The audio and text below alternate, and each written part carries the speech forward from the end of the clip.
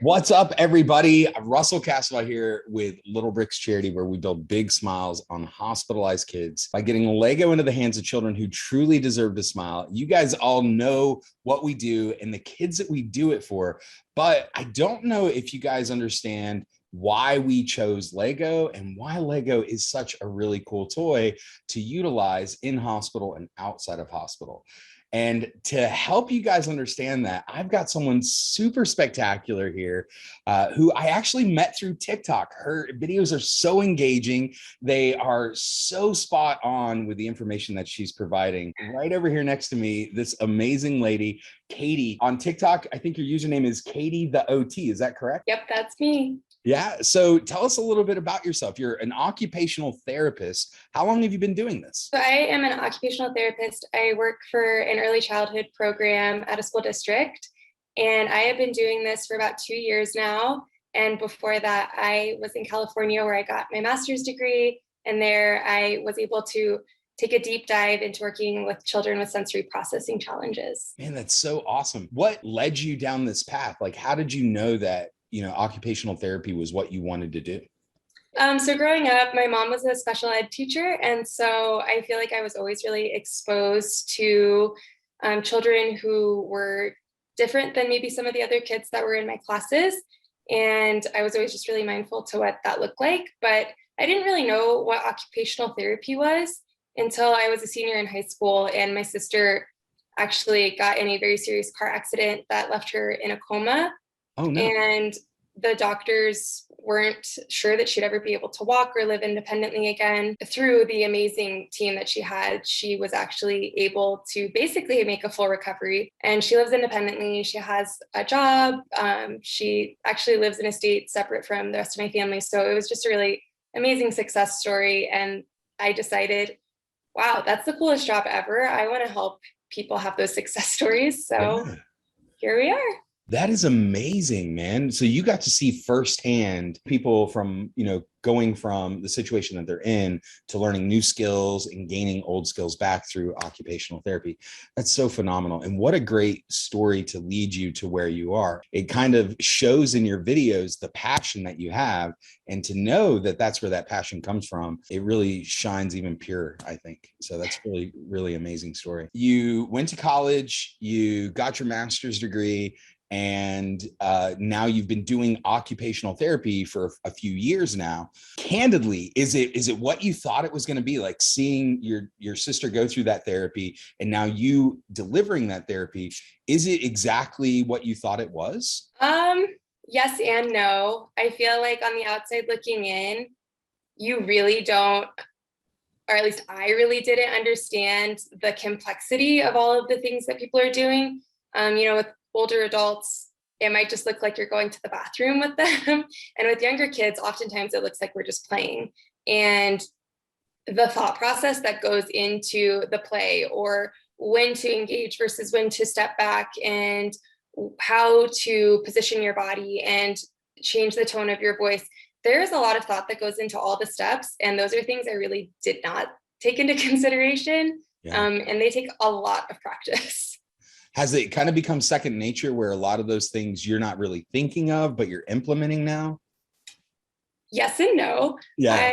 I wish I could sit here and say that I'm perfect at these skills all the time, but that is just not the reality.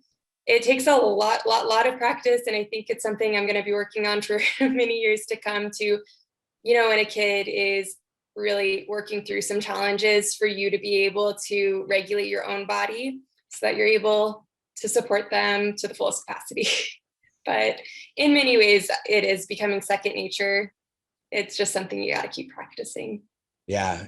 Now, you did say something really amazing there, and it's something that we focus on, which is healing through play. Oftentimes, it looks like you're just sitting there playing with a child, but like you said, there's so much more behind that. Let's maybe talk a little bit about the power of play. Do you have any advantages when working with a child when the child thinks that you're playing instead of going through therapy? Absolutely. And I'm very much of the mindset that you're not going to accomplish much at all if you're not engaged in play. If children, I don't think many of us are really motivated to work. I think most of us are motivated by the things that we find rewarding.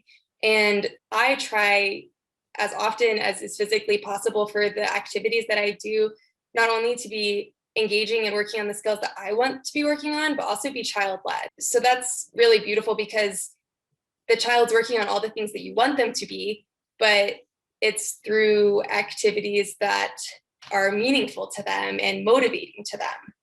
And fortunately, we can get those skills through a lot of different avenues. So you can maybe pick 2 or 3 activities and they all are kind of tailored towards what you want, but the kid can gravitate towards what they want. That's awesome. So letting the child lead through that play experience, I'm sure you get a much greater return on investment of that time when the child is engaged and is like, yeah, let's do this. Absolutely. I am very much of the mindset that you are not going to learn if you're not having fun, especially as a child. Yeah. And I have to do a lot of handwriting for my job, but most children are not super excited to do handwriting. So it's how can we make that fun and meaningful to the child? If they're sitting there screaming, it's probably not going to be very beneficial to you or them. Yeah, I agree. I agree wholeheartedly. What kind of children are you working with? So I'm really fortunate. I get to work with all types of children. So I am fully integrated into their classroom. And so I have been both in what's called an integrated classroom. So this is classes with children that are typically developing, don't need any supports to function in the school day. But then they also have children who maybe are on special education, but get to be in the classroom. And I've also been in classrooms that they're called ILCs in Colorado. I'm not sure. I don't think that's a national term, but that's for children with kind of more significant needs. So they might be visually impaired. Typically, they're the children that aren't very aware of their surroundings or peers in general. So they need a lot more support and they wouldn't get as much out of school if they were in an integrated classroom. So I work with all types of children. That's amazing. So we sent Katie a number of Lego sets, both Duplo and regular Lego bricks. Yes. Katie, what are a few ways that parents can utilize the Duplo bricks for children?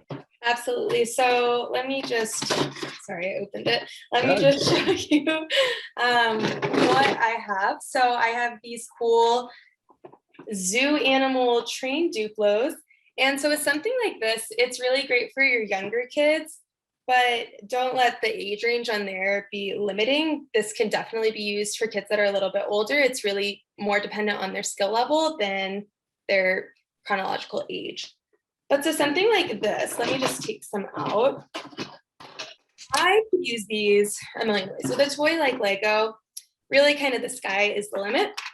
So I love these sort of train sets. So you could work on visual spatial skills. So matching up where those two pieces go together. Wow. You could work on color recognition, size recognition. So you could say, as well as trading and sharing. So let's say they were building the tiger, which is going to be this orange one, and you wanted to build the elephant, which would be this blue one. So they might have both of them in front of them, and you could say, pass me the blue one. That could be a challenge for them, and you could help them work through like, oh, you have 3 and I don't have any. Is that fair? Yeah. So you can work on trading and sharing with it, as well as the color and visual spatial. I also love things like this with wheels because you could set it at the top of a ramp or something like that if you have access to that. And if you have a kid with toe walking as something you're working through, ramps are amazing to climb up because you're really getting a lot of range of motion in their ankles, but that's also good vestibular input, which is going to help integrate that. So you could put the Lego at the top of the ramp and they have to climb up it, then they could roll it down, and they could do that. I think there's 4 or 5 in here, so they could do that 5 different times. So in that instance, you're actually using the Lego almost as like an incentive, right? Like if you get to the top, you can roll this down with the count of 5. Wow, man. This is so amazing. I'm so glad we teamed up because literally in that 3-minute segment, you came up with like 8 things you can do with that one Lego set. And my mind is blown right now. So that's the Duplo set. What about the smaller Lego pieces? Is there any advantage or disadvantage to moving from the bigger ones to the smaller ones for children? Absolutely. So I have one like this where you can follow a list of, it's not written instructions. I'm sure that you could translate it to written instructions if your kid's a little bit older. But this type of set will actually come with a picture book. And so in this picture book, you can go through all of the steps to make this project. And so that's really good for working on your child's, it's called praxis. Praxis refers to their ability to follow out a motor plan. And so referencing that picture, it helps work them through the steps, because looking at a picture can be kind of overwhelming, but when it's broken into steps like that, that helps the child work through it. That's one thing I really love about a set like this.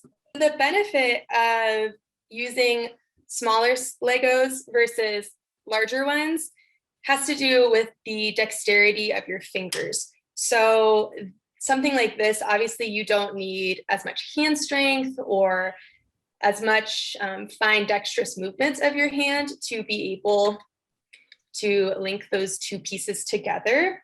And so that's great for children that are maybe just starting out with these skills. So either younger children or maybe a child with something like cerebral palsy who might have impacted motor skills possibly in their hands. So smaller Legos are going to require a lot more dexterity of your fingers.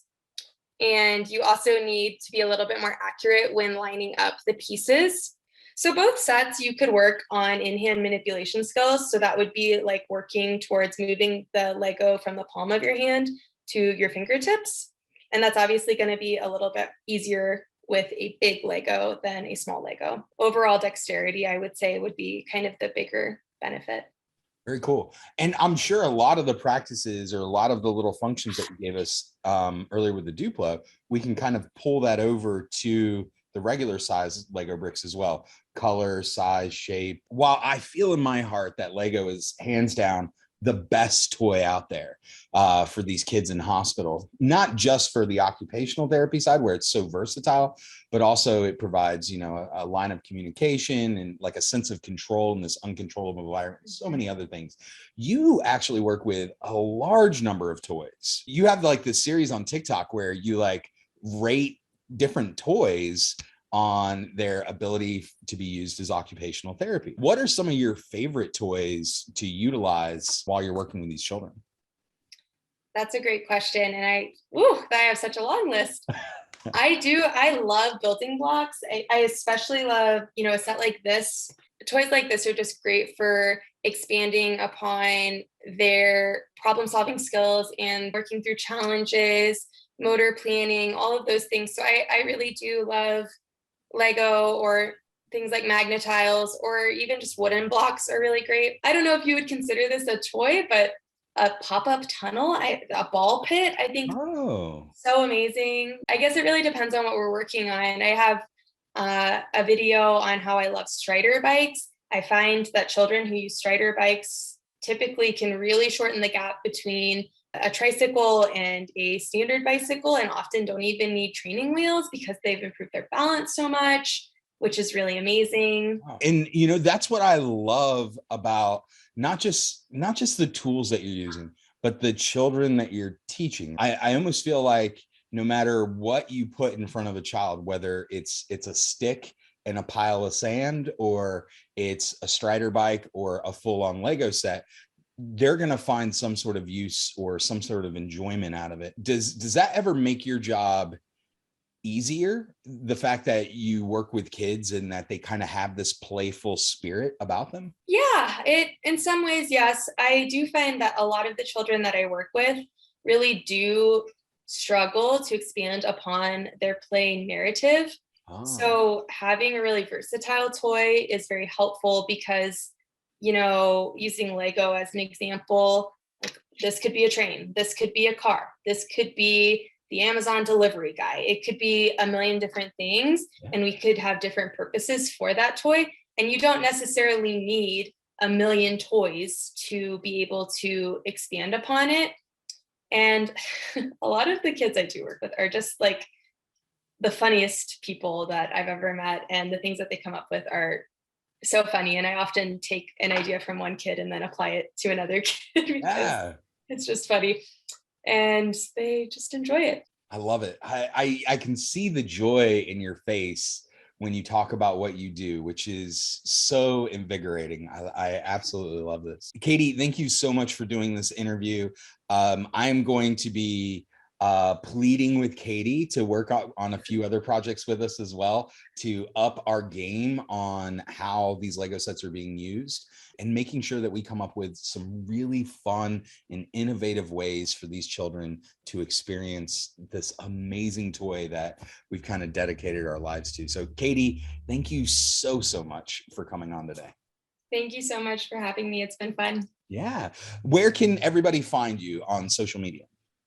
You can find me over on TikTok at KatieTheOT. And if you want, it's still very new, but on Instagram, I am KatieTheOT. But that's a new page, and I'm looking forward to getting that up and going a little bit more. Awesome. Well, we will be doing a dual live with KatieTheOT over on TikTok eventually. So keep an eye out for that. And we'll have a lot more from this amazing woman over here coming very soon for you guys. I believe in you guys, and I hope you have an epic day. The pieces go rolling on the floor. Your boyfriend's going to step on Lego later.